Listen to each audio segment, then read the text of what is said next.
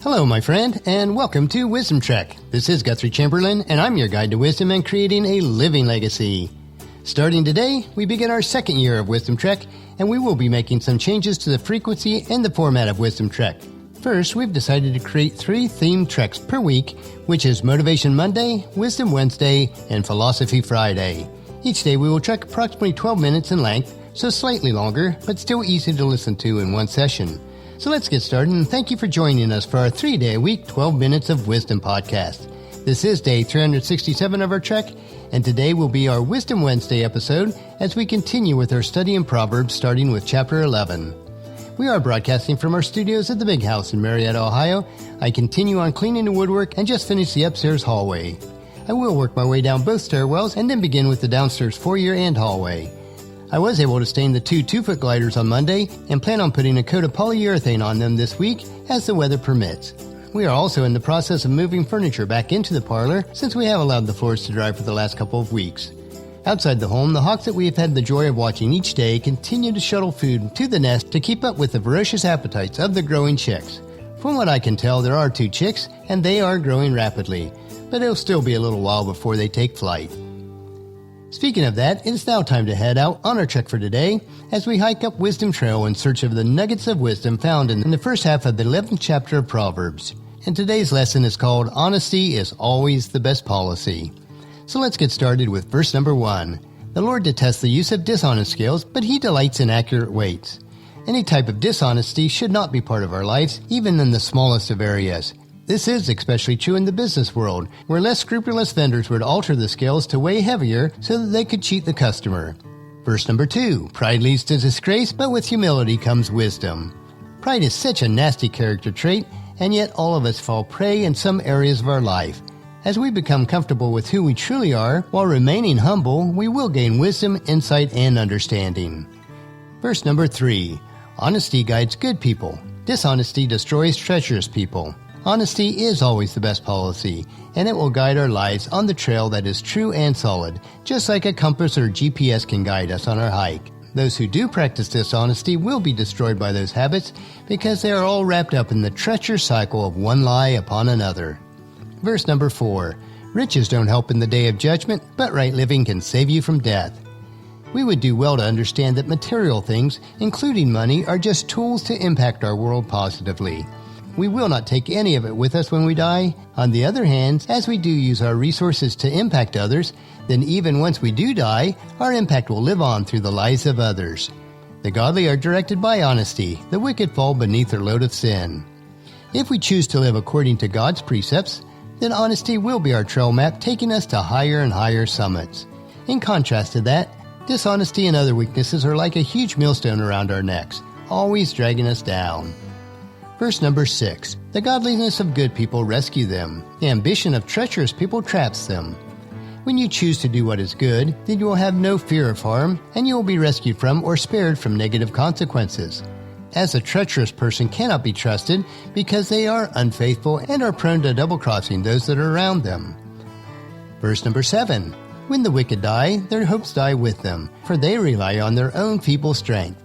Those who do not create and live a positive, impactful legacy will not have the hope of future generations to carry on their legacy. The wicked feel that their success will carry them on, but no one has any strength when they die. It is only through the lives of others can our lives remain once we do die. Verse number 8. The godly are rescued from trouble, and it falls on the wicked instead. Because the godly are also wise, the choices that they make each day are wise choices, and it prevents them from making choices that are harmful. The wicked, on the other hand, are unwise. The choices that they make are foolish and causes them trouble. Verse number 9.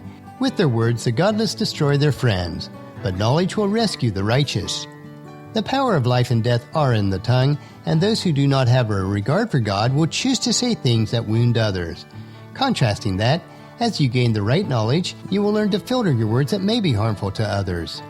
Verse number 10. The whole city celebrates when the godly succeed, but they shout for joy when the wicked die.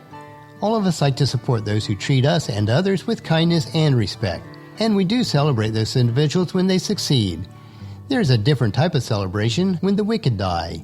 It is joyous, but because there is no longer a threat by the wicked. Verse number 11. Upright citizens are good for a city and make it prosper, but the talk of the wicked tears it apart. Citizens who have integrity will make sure that everyone benefits from their pursuit of success. All boats do rise with the tide. Contrary to that are those who try to succeed by the demise of others. It will harm everyone who is involved. Verse number 12. It is foolish to belittle one's neighbor. A sensible person keeps quiet. As is mentioned in several of the Proverbs, people who are foolish show their foolishness by talking too much. In doing so, they inevitably end up hurting others with their dismissive talk. A person who is wise and sensible will refrain from talking, especially when it's not necessary. Verse number 13. The gossip goes around telling secret, but those who are trustworthy keep a confidence. A person who loves to talk will also be a person who gossips about others. In doing so, they do not have the discernment of when not to share the secrets of others, even their friends. Someone who is worthy of trust can be counted on not to break the confidence of anyone else. Verse number 14. Without wise leadership, a nation falls. There is safety in having many advisors. Regardless of whether it is a family, a business, or an entire country, if the leaders are not wise, then it will be destroyed from within. That is why it is good in all situations to take the advice of those who are wise and discerning. Verse number 15. There's danger in putting up security for a stranger's debt. It is safer not to guarantee another person's debt. Even borrowing for yourself is usually not a good idea. We justify all sorts of reasons that we should buy something, but it would be best if we do not borrow money and live within our means. It is completely risky and unwise to put up collateral or guarantee the debt of anyone else. If they cannot afford to borrow the money themselves, then you should not put yourself at risk. They need to wait until they can afford it. And verse 16. A gracious woman gains respect, but ruthless men gain only wealth. It is always best to be kind and have grace toward others. When you do, others will respect you. If you are not kind to others, then even if you are able to gain wealth, you'll be missing out on the blessing of also gaining respect. We have found so many nuggets on our trail for today. Take the time to savor them, to chew them slowly, to allow them to permeate your life. And I would challenge you as we are starting a new month to take the Proverbs 30-Day Challenge with me. For each day in June, read the chapter in Proverbs that corresponds with the day of the month. On the 30th day this month, read the final 2 chapters. I have made this practice a habit, and I've repeated it every month for almost all of my adult life. And I can say without hesitation that this single habit has done more for me in gaining wisdom, insight, and understanding in life than any other single habit. In less than 5 minutes per day, you can take your daily wisdom supplements, and if repeated each day, will make you healthy, wealthy, and wise. It has certainly worked for me, and it will work for you also. Let me know if you've accepted my challenge at guthrie@venturecg.com. Our next trek will be Philosophy Friday, where I will begin a series on the seasons of life. So encourage your family and friends to join us, and then come along with us on Friday for another day of Wisdom Trek, creating a legacy. That will finish our trek for today. Just as you enjoy this dose of wisdom, we ask you to help us to grow Wisdom Trek by sharing it with your family and friends through email, Facebook, Twitter, or in person when you meet with them, and invite them to come along with us each day. And don't forget to subscribe to Wisdom Trek at iTunes, Spreaker, Stitcher, SoundCloud, iHeartRadio, and Google Play so that each day's trek is downloaded to you automatically. The journal for today's trek is available at wisdom-trek.com.